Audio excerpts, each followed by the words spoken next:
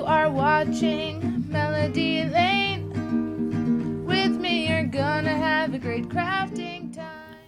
Well, hello there, everyone. It is Holly with Melody Lane Inspired, and today I'm coming to you to show you how to upload an image into Design Space when you want to have multiple layers. So let's go ahead and jump into this and get started. First thing we're going to want to do is find the image that you're looking for. So for this, I'm just going to do an image of a present. And what I'm looking for when I'm going through is I don't want it to have too many different shades like I see in this package here.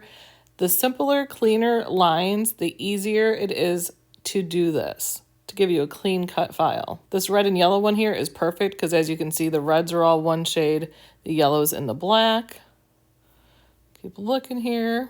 Funny because I forgot to record this before I actually made the rest of the video. So now I'm actually looking for the one I use. Wait, there it is. Okay, so for this one again is simple. It just has the blue, the green, and the black. So it's got 3 different colors that we're gonna go ahead and cut out of that. So we're gonna go ahead and choose that one. To do that, all I did here is I actually just screenshot that package and then I went ahead and uploaded it into Design Space. So we'll go ahead and do that now. Okay, now that we are on our canvas, we're just gonna go over here on the left and I'm gonna go ahead and choose upload. Right there. Now I'm gonna click on upload image. Go ahead and browse my images. And it was that one there. So I'm going to go ahead and open that. Now you can go ahead and play around with the different choices and see what the package looks like. Sometimes it doesn't change a lot. It depends how complicated it is. So with this, I can go ahead and leave it on the simple one. Okay, now that we have our image in here, I'm going to go ahead and I want to keep, for this one, I just want to keep the blue layer, so the bow layer. So I'm going to go ahead and choose my magic wand there, and then I'm just going to bippity-boppity-boo the pieces that I do not need. So I'm going to go piece by piece and click on it there. And I don't need the black lines either, so I'm going to go ahead and click those off. And I'm also going to go ahead and remove the rest of it, the background. Now I am a Cricut Access member, so I do have the background remover tool in here also that you could use. Now after we've clicked on all the pieces, you'll see that there's still some left to erase. You can go ahead and preview your cut image, and it's going to show you there it has all these little pieces of the lines.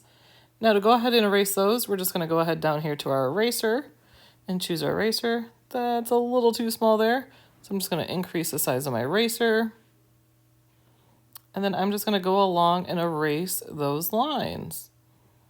I like to use a bigger eraser when I'm further out, but I will change to a smaller eraser when I get to those closer lines.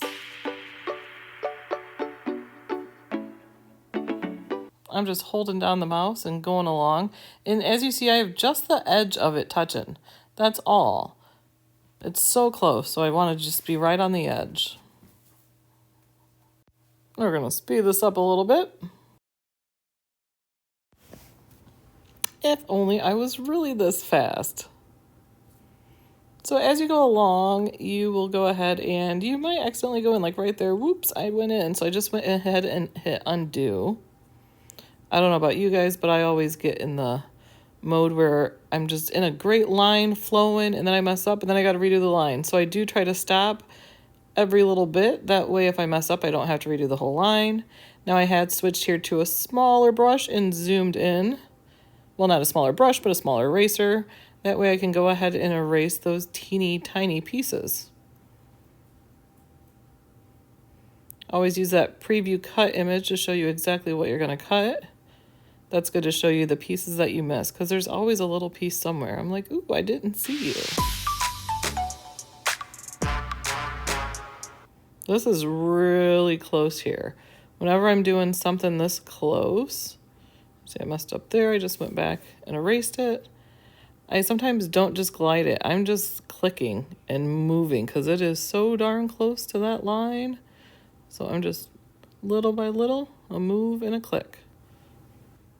I'm just gonna finish up the last of this and see any little pieces I see. I'm gonna go ahead and preview the cut image. And you can see the center of the bow isn't exactly circle, and then the line on the package needs to come out too. We don't need any of the black that's showing because we're actually going to cut the black layer. So I'm just going to go in now. I'm going to go ahead and zoom in on this. go ahead and choose my wand again, and then I'm just going to click those pieces out. If you accidentally click the wrong piece, that's okay. Just go ahead and hit undo. It happens all the time.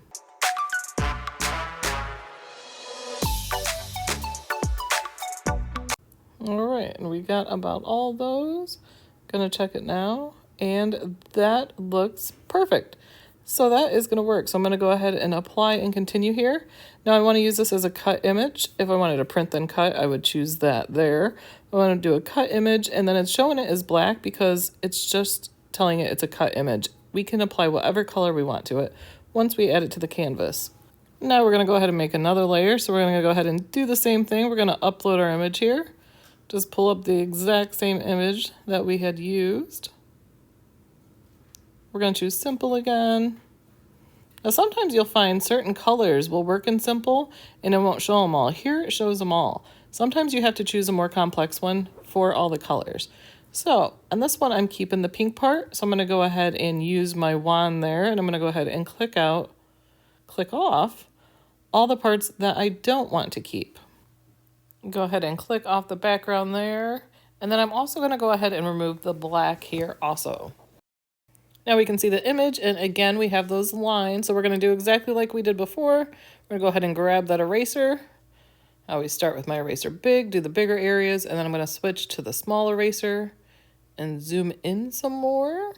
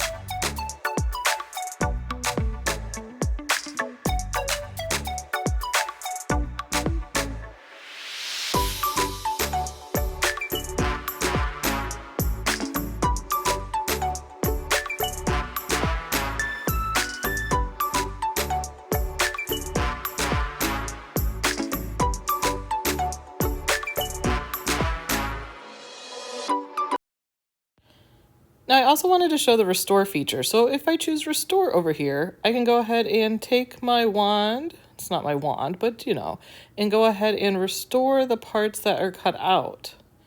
Now if I was doing this image with cardstock, this would be a great idea because it's going to turn it into actually just 3 pieces here versus the separate pieces. When you're working with iron-on and vinyl, it's much easier to use multiple pieces and put them in the right place. Now that my image looks good, I'm going to go ahead and choose cut image again, and then I'm going to upload it. Now let's go ahead again and upload that same image because we still have to get the black part out. So now I'm going to go ahead and take my wand, and I'm going to click on everything minus the black lines.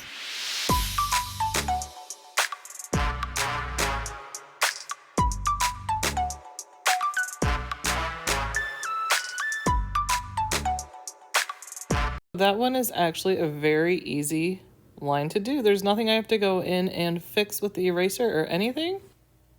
Again, let's go ahead and hit apply and continue.